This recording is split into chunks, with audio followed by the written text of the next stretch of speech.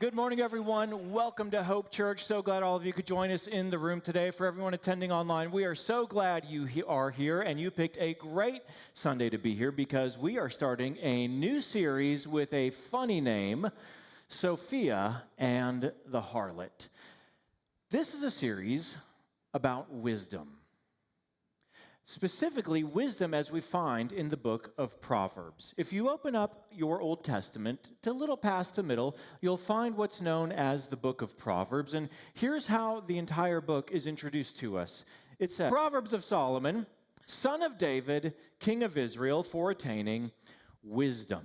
That's what this entire book of the Bible is about. Now, a proverb is something that takes significant or deep truth or insight and condenses it into a very small package.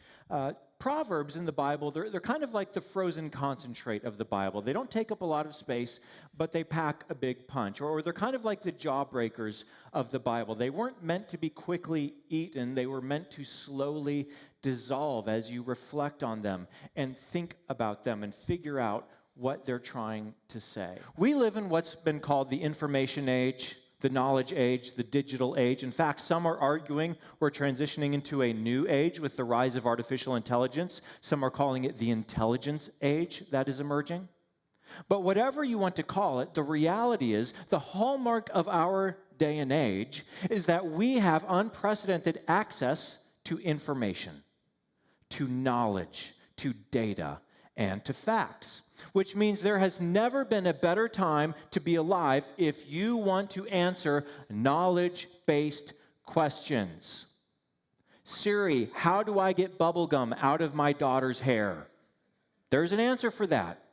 If you need to know how to unclog a drain, or if this sale price is actually a good price, or how to change the brake pads on your car, or when to get the cheapest airline ticket, there has never been a better time to be alive because we have access to knowledge-based questions. We can solve knowledge-based problems. In fact, this is the first generation in all of human history, think about this, in which children do not require their parents to learn knowledge. Once they have access to the internet, they can often gain information more accurately and more quickly online than they can from mom and dad. However, the problem with the information age is that it is not conducive to gaining wisdom. In fact, there are some factors working against wisdom in the information age. One of those factors is that there is too much information to digest. Okay, research is showing that our brains are bombarded with so much information. They're kind of in constant triage mode, where with every new piece of information, your brain is spending energy trying to decide, do we need to hang on to this piece of information and file it away and store it, or should it instantly be discarded? And as a result, your brain's energy and focus are taxed, and we do not have as much capacity or bandwidth for the deep, reflective contemplation that is required for attaining wisdom. There's too much information for our brains to process. Also, the information, it's too fast. We live in a world of breaking news now and the next new thing and look at this, look at that. We can't even remember the breaking news from a week ago most days because there's always something new flashing before our eyes to pay attention to. And as a result, it's easy for misinformation to slip into the information stream. So now our brains are also taxed trying to figure out, is this true or false? Is it true but with spin? Is it true but it's misleading? Or is it straight up false? And all of this robs our energy and focus from becoming people who have the space and reflective time to become people of deep wisdom. And here's why that's a problem.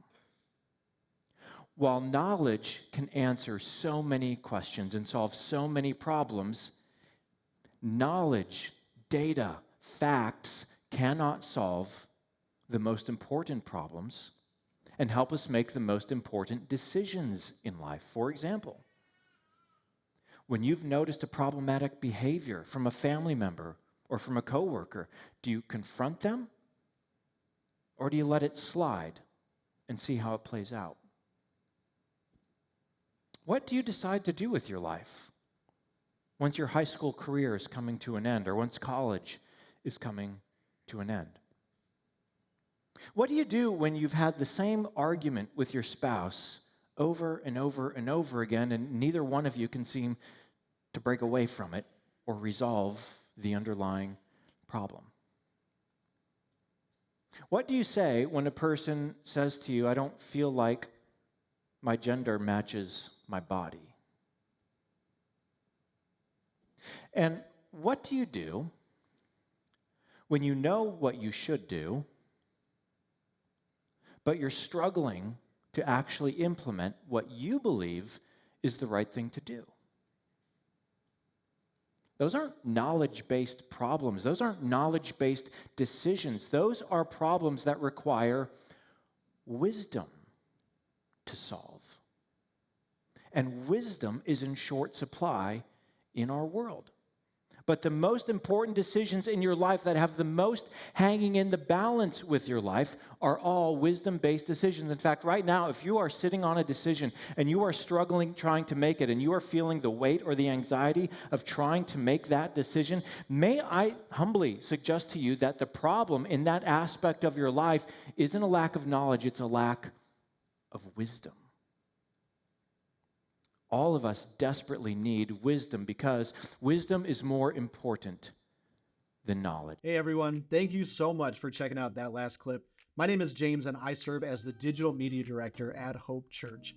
If you're interested in exploring more about this topic, just click the link down in the description. But we also wanted to take some time to personally invite you to come join us for our next live stream that's going to happen right here on YouTube starting at 8:25 a.m. Central. You'll be welcomed by our on-air host who will guide you through that day's experience. We have chat hosts ready to answer any questions that you might have, and we would just love for you to come be a part of our growing online community. But the real highlight is that we get a chance to meet you. So if you're interested in joining us, go ahead and hit that subscribe button. That way you'll get notified when we go live this Sunday. I cannot wait to hang out with you, and we'll see you there.